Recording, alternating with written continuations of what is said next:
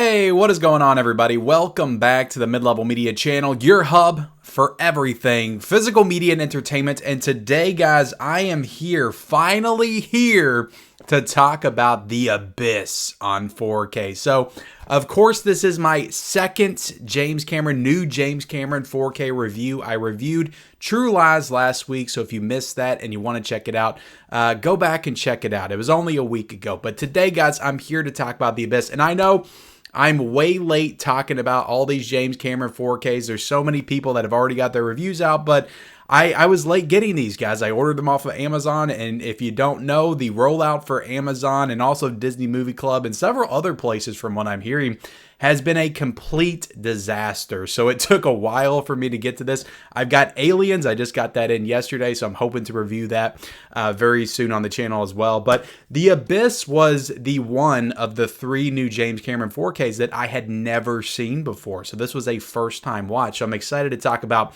my first time viewing experience of the movie. Then, of course, we're going to talk about the transfer, which I hope is a little less controversial than True Lies was. And we'll talk about the sound and the special features. There were new special features here, some very exciting features, and we'll do a little bit of an unboxing. But look, guys, before we get into it, hit the subscribe button if you haven't already. Like I said, I do reviews, I do unboxings, I do all kinds of physical media content on this channel. Blu-rays, 4Ks, owning the movies that you love. If you like that kind of stuff, physical media commentary is what we do here. Hit the subscribe button. Also hit the like button. And then comment down below, guys. What do you think of the movie The Abyss that came out in 1989?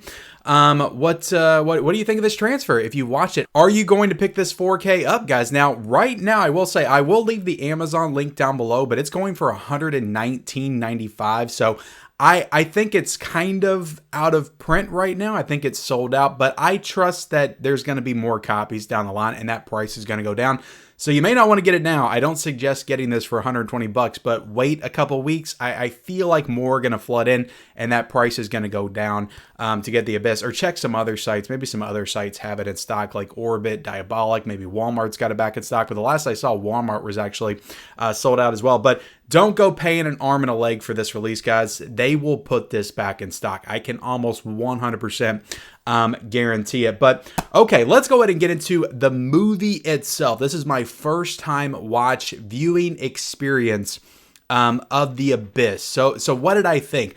This movie, it's very dense. It's a lot to take in. Now, I will say, I watched a theatrical cut. I'm just a theatrical cut kind of person, at least if it's my first time watching. I know there's a director's cut, a special extended edition that's almost 3 hours long, or I think it actually is 3 hours long. I did not watch that cut, and that's also done in 4K as well. So you have the theatrical cut on 4K, and you have the special edition on 4K as well that I think he released in 1993.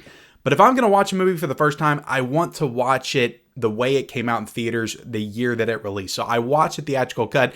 I know the extended cut, from what I was reading, it fleshes out the characters a little bit more. It adds a little bit more to the story and adds a little bit more emotional weight to the situations and the stuff that's going on in the film. I understand that. And at some point, I will watch that cut. I just didn't have time to watch both cuts in 4K. But I did like this movie.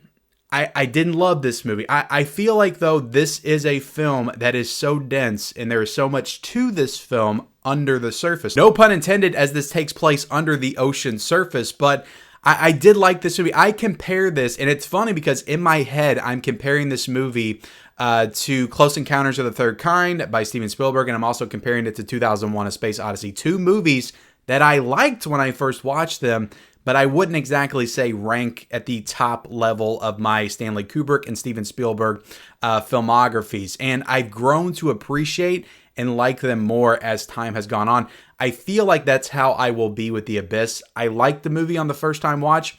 There were some, I don't want to say issues, but there's some pacing stuff that I just feel like, I don't know, there's some things that go on in this movie that I feel like they could have cut out. They didn't really add any value to the overall story. But like I said, this is a movie that you really have to immerse yourself in. You really have to sink your teeth into this film, just like 2001, just like, Close Encounters of the Third Kind. And the reason I said that was funny, that I was thinking that in my head, is because when I watched a special feature where James Cameron's talking about this movie, he references both of those movies. So this is absolutely what the kind of movie that James Cameron was trying to make with The Abyss. He was trying to make this very deep, very emotionally methodical, slow-paced movie that just kind of makes you think about life and where we're going and the meaning of it all. And you can just tell that's what he was trying to do with this. This is James Cameron's Close Encounters of the Third Kind. This is James Cameron's 2001. And visually, guys, we'll get into it when I talk about the 4K. It is a visual feast for the eyes. It is such a beautiful movie. It is so epic just in size and scope, and everything just looks so grand. I can only imagine, I know this got a re-release in the theaters this past December. I can only imagine seeing this movie on the big screen in IMAX. Like, I'm sure it looked fantastic on the big screen. It's such a visually stunning movie. So, but overall, I did like the story. It was an interesting take on, I don't want to say aliens, because I'm still not quite sure if that's what it was. I don't feel like it ever really explains it to you. But it's an interesting take on UFOs, and they call them something different in the movie. I think it's like N something. I can't remember, guys. I'm terrible with remembering things, so bear with me. I'm sorry. But it's not an invasion movie. It's not in the what you would think of as like underwater creature features. Like, it's not Leviathan. It's not Deep Star 6. Like, it's not of those type of movies. It is a different movie. I would compare it like to a modern movie. If I'm going to compare it to a modern movie, I would compare it to Arrival. Definitely, it's an alien threat that may or may not be a threat. You're thinking to yourself when you're watching it, but then when you get to the end, you're like, okay, that was something completely different. So it's not an underwater like action, like it's an adventure movie, but it's not really an act. Even though there are some set piece moments in this movie, and there are some great moments of tension where you're really fearing for the characters. There are those moments, but it's not an action movie. It's not a creature feature. It's not that type of film. And a lot of people told me that going into this, but I did like the story. I just kind of struggled like halfway through it. Like, where are we going? What's Michael Bihn's character's purpose here? Like, what is this adding to the story? That was really like my main issue. But again, it was a first time watch, and it was a lot to take in because there was a lot of other things going on. And maybe if I watched the full like director's cut, I would have better insight on that character and his motivations. But I just didn't fully understand what was going on like in the middle of the movie. And I thought it just kind of slowed down the pace and broke things up a little bit too much. But the heart of this movie is Ed Harris and Mary Elizabeth. I don't want to mispronounce her name, but Mastrotonio. I'm gonna go ahead and pronounce it that way. Who I didn't know when I was watching it until about halfway through, and I looked her up. But she's Maid Marian from Robin Hood, Prince of Thieves. And I love that movie growing up. I watched it all the time. So that's where I recognized her from. But her and Ed Harris, they're an estranged married couple who's been kind of separated for a while, it seems like, at the beginning of the movie. And they're forced into this situation, this dire situation together. They have to go down deep to recover the submarine that's been sunk and has warheads. And there's this whole mission that's going on. And she's going down there with them because she kind of designed the rig that's going down there, and she doesn't want them to mess it up. So they're kind of forced back together, Ed Harris and her.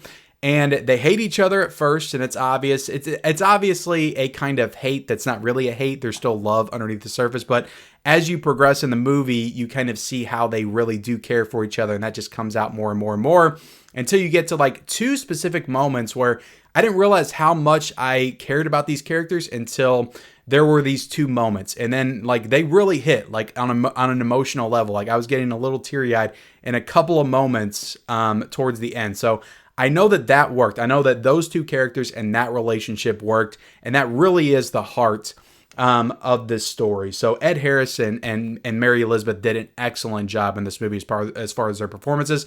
There's a lot of great supporting characters and stuff, which I hear get more fleshed out in the special edition version, but they're still good characters, and I enjoyed everybody in this movie. So yeah, The Abyss, overall, I enjoyed it. It's a very dense film. It is one that I feel like I will enjoy more as I go on repeat viewings. I feel like this is one that will hold up for me over the time, kind of like 2001, kind of like Close Encounters. But that's my thoughts on the film itself, guys. Let's go ahead and get into the 4K restoration here. My thoughts on the 4K. Now, this is a native 4K restoration with Dolby Vision, HDR10, and this is another, much like True Lies, first time to 4K and Blu-ray release for The Abyss. This has not gotten an official home video release since the DVD days. I think it came out in the late 90s, early 2000s, so this is another long time coming and something that people have been waiting for the longest time. Now, what I will say is that I don't feel like a lot of the problems that people have with True Lies are going to transfer over to The Abyss. I think for the most part, this is a gorgeous, stunning, beautiful restoration. A lot of the underwater sequences, guys, just look fantastic. You do notice a little bit of that smoothing, a little bit of that polish. Some of the faces just look a little bit too clean for my taste, but for the most part, all of the underwater sequences, which 95% of this movie takes place underwater, look great and look very filmic and just look very natural, and all the colors are fantastic, all the colors reflecting off of the faces. There's a lot of great cool colors in this movie, and I just feel like maybe stuff is a little bit too smooth underwater, but I feel like that works underwater. I feel like the colors and how they highlight the faces, I just feel like that works for that kind of aesthetic, that underwater aesthetic. Now, when you're above water, doesn't look great, but fortunately, only 5% of this movie takes place above water. Now, there was a scene in the beginning that I noticed with Chris Elliott when he first comes on screen, and they kind of do a close-up on his face, and it doesn't look very natural at all. It looks way too smooth and almost like a video game, like True Lies look. So I don't think any of the stuff above water looks very good, but everything underwater, I don't know, just something about that setting looks fantastic, looks super clean, has so much clarity, and I think you need that for some of those underwater sequences because they are very dark, and I feel like you need that to be able to see. Like, I can't imagine watching this on DVD. Like, there's probably so many underwater scenes on DVD that you can't even make out what the hell is going on in the film. So I don't see how anybody would want to watch the DVD after. Now, I don't have the DVD in my collection. I just have this 4K and watched it on 4K, but I just don't understand, like, I don't understand anybody wanting to not get this 4K and stick with the DVD. This looks great on 4K. It really looks great, and maybe it is a little bit too polished for people's taste, but I really feel like some of those underwater sequences are very filmic and very natural and look great. So I can fully endorse the Abyss 4K restoration. I thought they did a good job on this. Now, guys, look, I'm not super into the technical stuff. I do watch my 4Ks on my LG OLED C2, not the TV that I got behind me. I got another TV out there in the living room. So I feel like I have an adequate setup to be able to speak on the 4Ks, but if you want to get into the bit rates and all the like comparative images, this to the DVD, if that's worth your time, then there are several channels that's doing all of that type of stuff. That is not this channel. I just talk about my quick thoughts on the 4K presentation, and for my money, I thought this looked great. I really don't see too many reasons to complain about this other than some of the sequences above water. There's just so many stunning sequences in this movie. Like I said, this movie just looks so visually stunning throughout. There's so many impressive set pieces, and just the design choices are so awesome, and they look so good in 4K. So nothing bad to say about the 4K here. I really thought, well, one bad thing to say, the above water stuff, but for the most part, this is a great 4K. I enjoyed it, thought it looked fantastic, and I feel like most people will enjoy it as well. Now, getting into the sound here, this is a Dolby Atmos Upgrade 7.1, and I thought everything sounded fantastic. Now, there's a lot of great set pieces underwater that some scenes of destruction and mayhem and all that stuff sounds great on the 4K. So no issues with the sound. The score is fantastic in this movie. I can't remember who did the score, but they did a great job. The music in this movie is excellent. Everything sounds good with that Dolby Atmos. You are just transported underwater, and you can just feel it all around you with that sound. So I thought it sounded fantastic. Now, getting into a little bit of an unboxing here. I love the artwork on the slipcover, and I believe this is a new poster that they put out for the 35th anniversary theatrical showing of the movie. But yeah, just some great stuff and some special effects in this movie, guys. That scene on the back that would translate over to T2 a few years later is fantastic. So some great special effects in this movie for the time, for sure. But some great stuff here, guys. You take it out of the slipcover. Bam, bam. Now, one issue that a lot of people are having with this is a 3-disc set. There's also a digital code on the inside. Is that you have some stacked discs. So you have the Blu-ray, you have the 4K, and then you have the Blu-ray with the special features, which we'll get into here in a second. And the 4K is stacked on top of the Blu-ray with the special features. Now, some people are complaining that their disc got scratched and they were unplayable. I didn't have that issue. I don't love stacked discs, but for this particular release, I didn't have any issues with the stacked discs or scratched discs or anything like that. But yeah, so just kind of showing you all the discs. And I appreciate disc art, guys. Like Disney, they went all out with this release and they put some cool disc art on some of their discs. And I appreciate that because we don't get that a lot out of the studio. So I thought that was pretty cool of Disney, which I usually won't give a ton of compliments, but I'll give them some compliments there. So yeah, good packaging though. I like the slipcover and I like the artwork and I like the disc art and all that good stuff. Now, getting into the special features, you have two new special features here. You have a one-on-one interview with James Cameron on The Abyss. It's about 30 minutes long. It's a great deep dive discussion with the man himself on this movie. And you can just tell this movie means a lot to him. And it was a movie that when it came out, it didn't do great at the box office and it's kind of gained a fan base over time. So, but yeah, you can just kind of tell this movie was what he feels like is his masterpiece and maybe his most underappreciated movie. So that's a great interview with him. And then you have a smaller documentary on the making of this movie that's about 25 minutes long. They also do include the past documentary, which I believe is a lot longer, Under Pressure, Making the Abyss. And that one I believe came out maybe in the early 2000s, but maybe it came out in the 90s. I don't quite know. I wanted to watch that one, but I just didn't get the time to do it. But I did watch both of the two brand new special features here. I believe there's also an audio commentary on here as well. Or at least like an audio something. Like I was switching through the sound and people were talking, but they were like describing what was going on screen. So maybe it wasn't an official commentary. Maybe it was just like one of those descriptive commentaries that they do sometimes. But great features nonetheless, and they total to about an hour of brand new special features. You have the documentary. You have both cuts of this movie on Blu-ray and 4K. So overall, guys, look, I have to give this a high recommendation. I don't recommend that you buy it right now for $120, but when it goes back down in price, like I paid $24 or $25 for this, like this is a no-brainer. Like it's definitely one of the most worth it studio releases that I've gotten in quite some time, just for everything that it includes here. 2 documentaries, interview with James Cameron, 2 cuts on 4K. Like you don't get that a lot these days with the studios or the boutique labels for that matter. So I appreciate that.